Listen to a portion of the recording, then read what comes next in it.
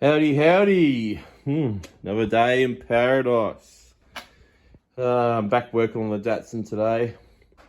And instead of reinstalling the head and the carbs and, stitching all that up or finishing off the paint work or finish the half installed clutch slave cylinder, I'm not going to do any of that today. Nothing. What I'm going to do is I'm going to wrap the headers. Yeah. Here's an attempt from earlier, and funny story about this, I paid one of the best automotive places on the Sunshine Coast, and we all know who that is because they frequent in other YouTube videos, to work on my car. And this is proof that no one likes working on Datsuns, because they wrapped 2 tubes instead of the whole lot. I asked them to do the whole lot. And not only that, they did it in fiberglass wrap, which is shit, and they did it in white.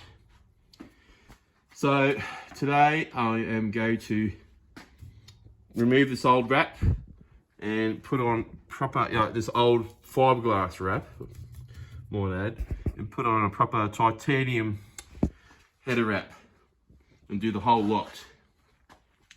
Because at the moment, these carburetors sit right above, literally sit right there.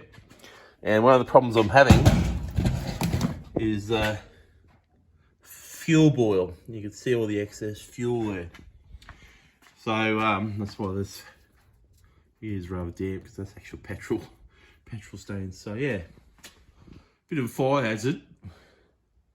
And the problem is when you wrap tubes, they actually scavenge the cylinders better. You get better flow. So at the moment, I get pretty good flow for these two, but not those two.